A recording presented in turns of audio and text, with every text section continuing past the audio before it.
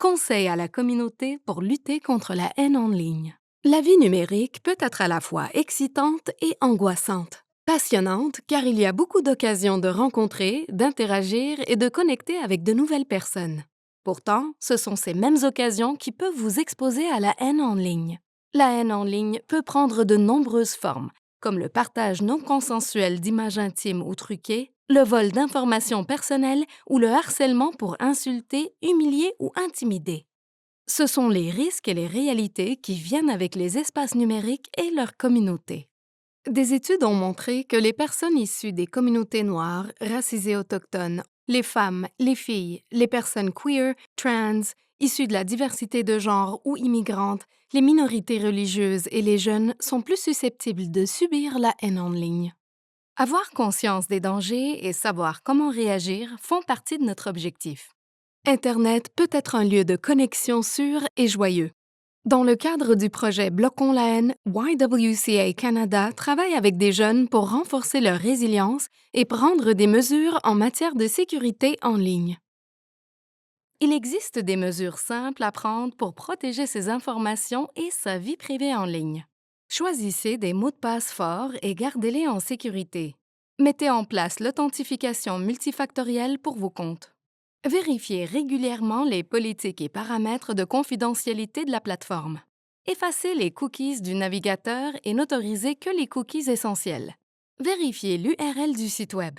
Choisissez des réseaux Wi-Fi sécurisés et envisagez l'utilisation d'un réseau privé virtuel, VPN. Assurez-vous que les liens, courriels et pièces jointes sont authentiques.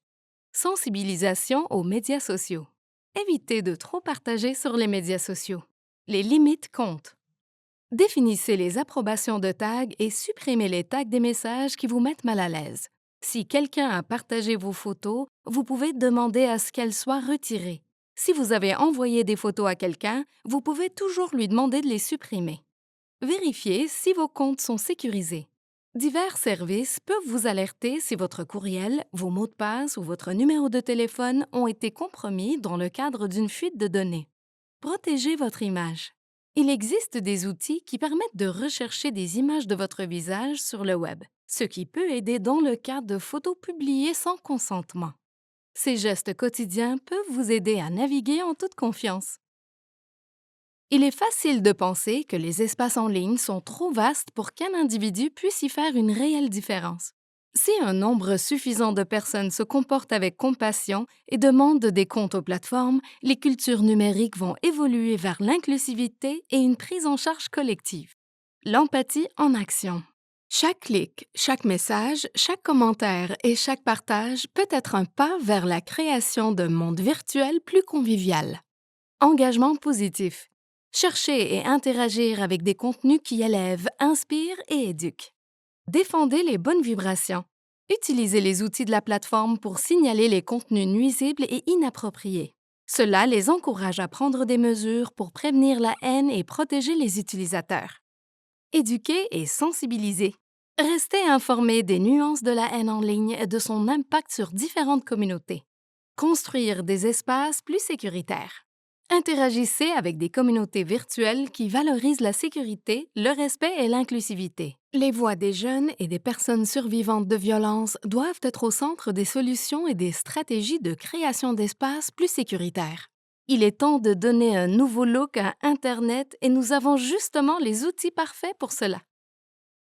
Un témoin actif est une personne qui reconnaît un incident préjudicial, haineux ou discriminatoire en ligne et qui intervient. Elle se porte à la défense de communautés sécuritaires, respectueuses, joyeuses et inclusives. Vous pouvez suivre cet exemple en identifiant la haine en ligne, interrompant la violence, intervenant de manière sécuritaire et constructive. Ce qui compte, c'est l'action. Une organisation appelée Right to Be a créé la méthode 5D. Distraire. Il s'agit d'une manière subtile et créative de changer le ton d'une interaction. En postant sur un sujet qui n'a rien à voir, vous détournez l'attention de l'auteur des abus. Déléguer. Faire appel à une personne de confiance pour obtenir de l'aide et des ressources. Il n'est pas nécessaire que ce soit vous qui réagissiez à chaque fois. Documenter. Il est peut-être utile de conserver une trace de l'incident. Demandez à la personne ciblée si elle souhaite que vous le fassiez. Différer. Il n'est pas toujours nécessaire de répondre sur le moment. S'enquérir au sujet des besoins de la personne harcelée et sur la meilleure manière de la soutenir peut faire toute la différence. Dénoncer. Dénoncez clairement les abus et de les contester lorsqu'ils se produisent. Ce faisant, vous risquez de rediriger la haine vers vous. Considérez votre propre sécurité et avancez avec prudence. Les alliés s'engagent à manifester leur soutien et leur solidarité avec les personnes marginalisées. Cette relation d'entraide repose sur la conviction que nos joies et nos libertés sont liées entre elles. C'est aussi un cheminement. Si vous vous trompez, excusez-vous, apprenez et améliorez-vous. N'oubliez pas que la personne alliée n'est pas un sauveur qui arrange tout. Il s'agit de travailler ensemble pour affronter les systèmes qui nous nuisent et qui freinent notre progrès. Les alliances n'ont aucune profondeur si elles ne sont pas intentionnelles, intersectionnelles et orientées vers la compassion. Demandez-vous quelles sont les motivations qui vous poussent à remédier à une situation.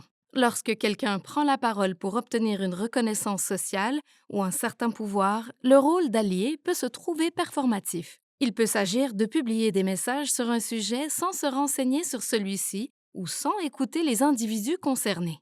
Les partenaires authentiques se préoccupent réellement du bien-être des autres et appuient les solutions qui leur tiennent à cœur. Il s'agit d'un engagement permanent à apprendre, désapprendre et enseigner aux autres dans sa propre sphère d'influence.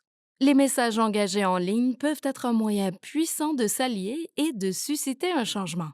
Pour cela, il faut réfléchir, se rééduquer et respecter ses engagements. Vous avez du pouvoir sur le ton des interactions en ligne. Utilisez votre jugement pour mettre en action ce qui vous semble juste et sécuritaire. Prendre position. Ne vous contentez pas de faire défiler la page lorsque vous voyez de la haine. Prenez position à votre manière. Amplifier. Concentrez vos engagements sur des publications qui en valent la peine afin d'augmenter leur visibilité. Rediriger. Contrez la négativité avec des commentaires ou des hashtags joyeux et sans rapport. Apportez votre soutien aux personnes visées par la haine en ligne. Faites appel à votre entourage. Encouragez vos proches, collègues et alliés à se joindre à vos efforts. Outils pour le changement. Contre-discours. Vos propos peuvent apporter d'autres points de vue et des informations plus exactes. Hashtag. Sensibilise l'opinion publique et suscite la solidarité. Signalement.